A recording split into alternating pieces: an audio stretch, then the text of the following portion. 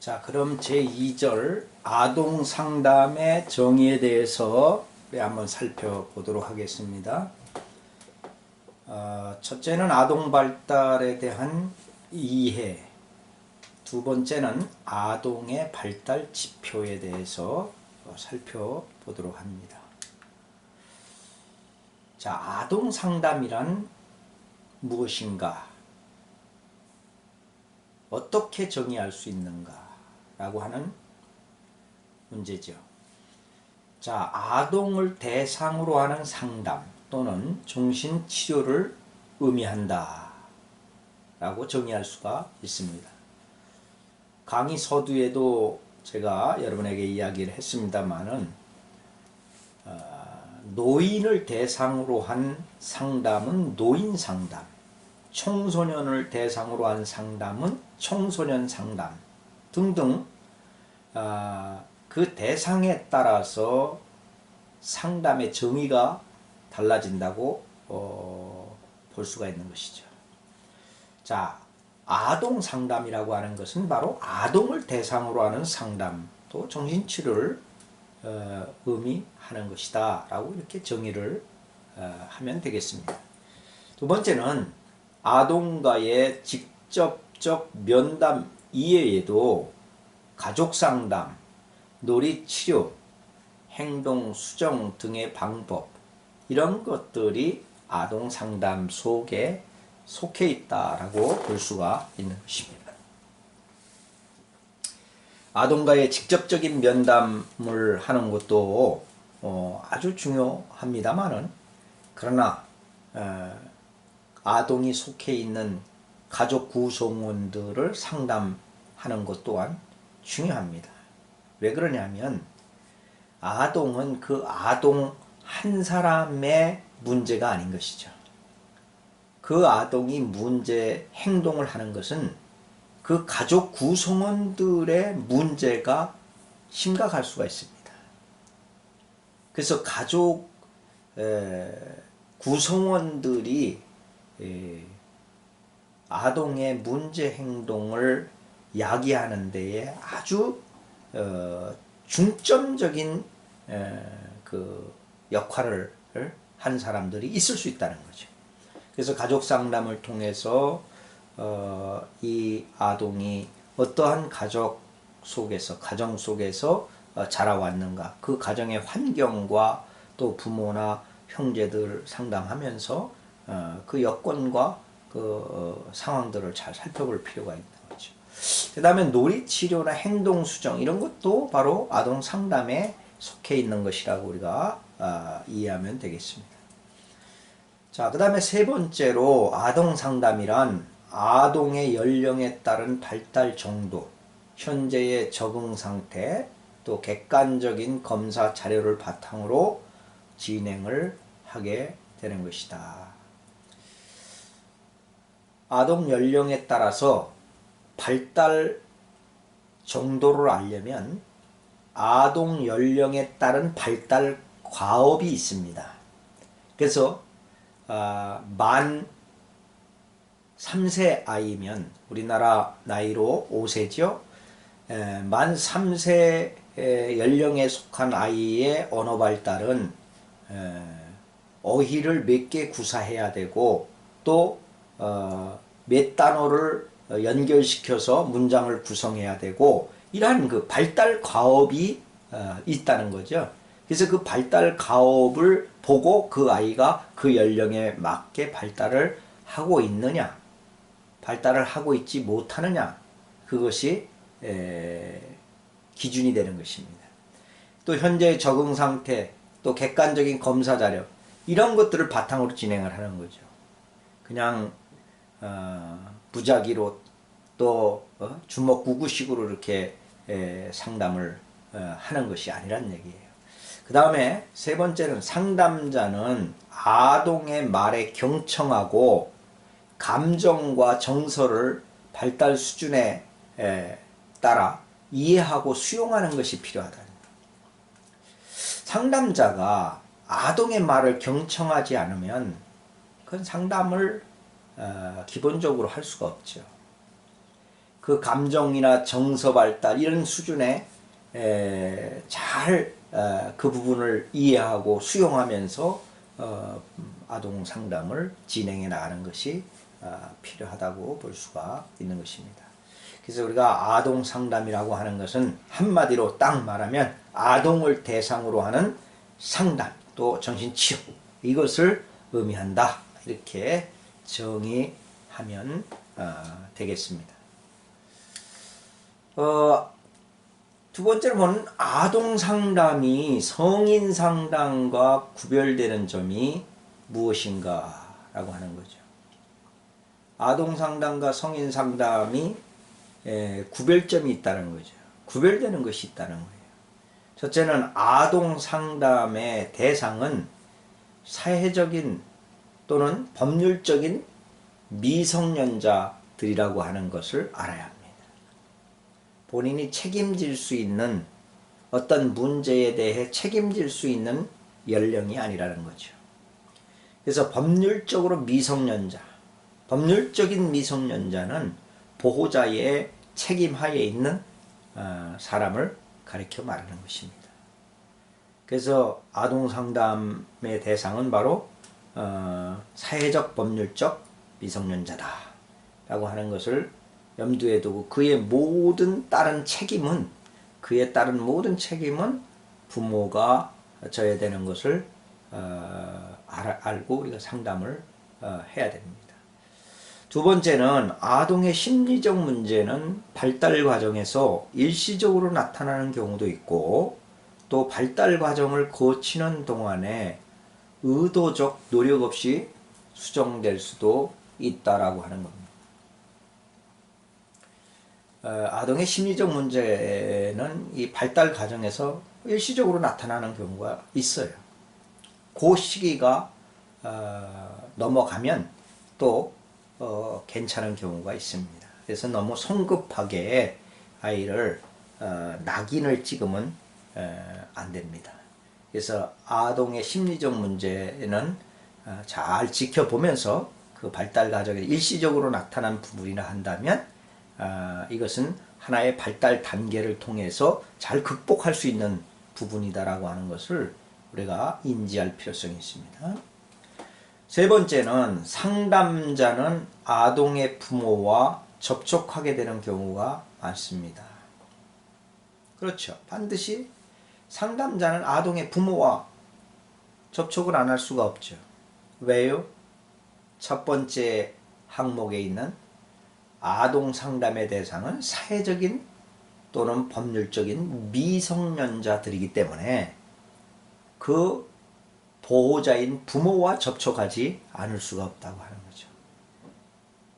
그래서 부모와 접촉을 잘 하는 것도 아주 중요한 요소라 할 수 있습니다. 네 번째는 심리적인 문제는 아동 자신보다는 부모나 학교가 더욱 절실하게 느끼며 따라서 치료에 대한 필요가 부모나 학교에 달려있는 경우가 많이 있다라고 하는 겁니다. 그래서 이제 심리적인 문제는 아동 자신보다 부모 때문에 혹은 학교의 환경 때문에 문제가 있을 수가 있다고 하는 거죠.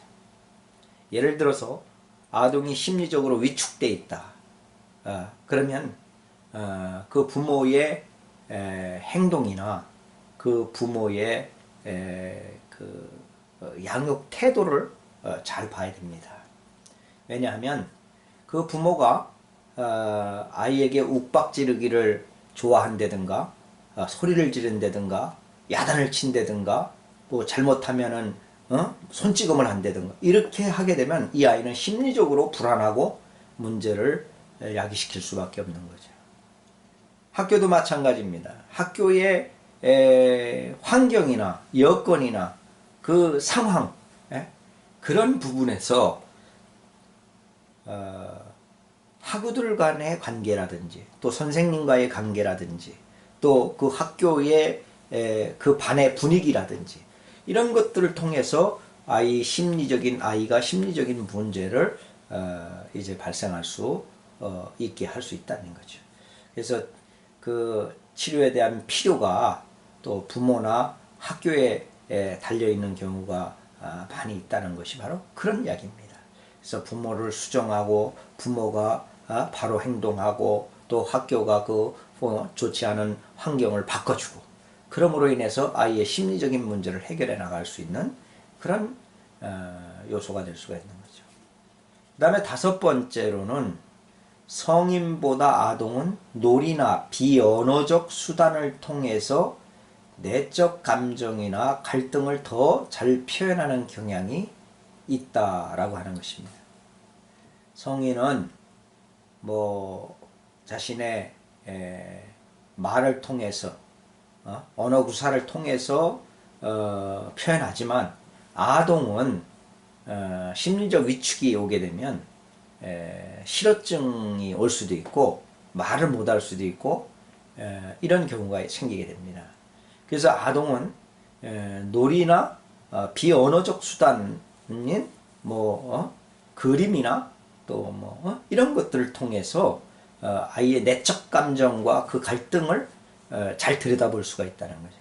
그래서 놀이 치료라든지 또 작업 치료라든지 아니면 미술 치료라든지 이런 것들이 치료의 도구로 사용이 되게 되는 거죠. 그래서 진단하고 또 그 심리적 내면 세계를 들여다보고 또 그 아동의 문제가 무엇인가를 짚어보는 이러한 것들이 바로 그러한 도구라고 하는 겁니다. 그 다음에 여섯 번째로는 문제 해결의 수준이 발달 수준에 따라서 제각기 다르다고 하는 겁니다. 문제 해결 수준이 발달이 늦은 아이나 발달이 빠른 아이 똑같을 수가 없는 거죠. 그래서 발달 수준에 따라서 제각기 다르기 때문에 그 문제 해결을 할 때에 그 발달 수준에 따라서 대응하고 상담하고 또 해결해 나가는 이러한 것들이 필요하겠다라고 보여지는 겁니다. 그래서 아동 상담이 성인 상담과 여러 가지 이런 부분에서 구별되는 점들이 있다고 하는 것을 아동 상담을 하는 우리는 잘 인지하고 있어야 되겠습니다. 자, 그러면 첫째, 아동 발달에 대한 이해를 우리가 좀 해야 됩니다. 아동 발달을 이해 못하면 아동에 대한 상담을 바르게 진행할 수가 없습니다. 자, 아동은 자기 중심적인 사고를 합니다. 그래서 자기 입장에서 이야기를 하게 돼 있죠. 타인의 입장을 충분히 고려하기 힘든 발달 특성으로 자기 중심적 입장을 이야기하는 경향이 두드러지게 나타난다는 거죠. 그래서 이 아이들을 상담해 보면 자기 중심으로 이야기를 하다 보니까 문제가 왜곡되기도 하고 또 자기 중심으로 바라보니까 전혀 다르게 해석될 수도 있고 이러한 경향성이 많이 있다고 하는 거예요. 그래서 아동 발달의 그러한 측면을 우리가 이해하지 않고 아이를 상담하게 되면 그 아동이 말하는 모든 것을 그대로 액면 그대로 믿고 따라가다 보면 잘못된 상담을 진행할 수가 있게 되는 거죠. 그래서 자기중심적인 사고가 강한 시기가 바로 이 시기다. 두 번째는 짧은 주의력입니다. 주의 집중하는 시간이 짧아서 상담이 길어지거나 지루하다고 생각이 되면은 전혀 다른 방향의 그런 이야기들을 하게 되는 거죠. 전혀 뜬금없는 이야기를 하게 되는 거죠. 그래서 아동 상담가들은 그 아동들의 주의 집중 시간이 짧다는 것을 인지하고 상담을 그냥 루즈하게 끌어나가면 안 됩니다. 그래서 상담을 간단하면서도 아주 명쾌하게 주의력을 집중할 때에 이렇게 끌어나가야 된다고 하는 것이죠. 그래서 이 짧은 주의력 때문에 이 아동 상담에 있어서 많은 또 해결해야 될 부분들을 해결하지 못하는 경우가 있고, 또 길게 시간을 잡게 되면 안 되는 거죠. 그래서 그 주의력이 짧은 만큼 상담 시간 자체를 짧게 이렇게 해서 횟수를 더 늘려가면서 이렇게 상담하는 것이 필요한 것입니다. 그 다음에 세 번째로는 제한적인 언어를 사용하지요. 그로 인해서 다양한 치료적 매체의 활용이 필요하다. 어려운 문제에 대해서 자유롭게 말할 수 있도록 하기 위해서는 언어적 상담 기술과 함께 놀이나 미술이나 음악이나 무용이나 노래나 요리나 독서, 이런 것들, 다양한 치료적 매체가 함께 사용돼야 된다고 하는 겁니다. 아까도 얘기를 했습니다마는 아이들은 언어 구사를 통해서 자신의 심리적인 상태를, 문제를 다 이야기하기가 어렵다고 이야기했습니다.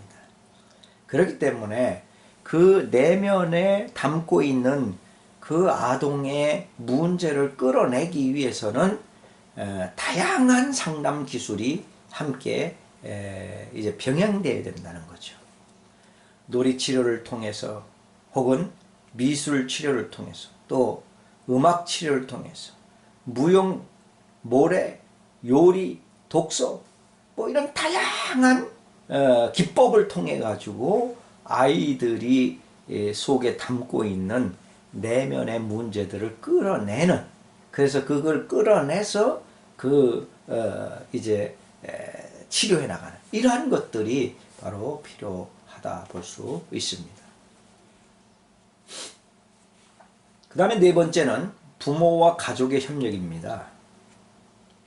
아동의 문제는 때로는 아동이 속한 가족의 문제에서 비롯된 것이기도 하기 때문에 부모나 가족의 협력적인 관계를 통해 아동을 이해해야 합니다. 나쁜 아동 없습니다. 아이들은요, 나쁜 아이 없어요. 나쁜 아이는 나쁜 부모가 있을 뿐이죠. 그 나쁜 부모가 있기 때문에 나쁜 아이가 만들어지게 되는 거죠. 그래서 항상 우리는 아동의 문제를 아동의 문제로만 놓고 들여다봐서는 절대로 안 된다는 거죠.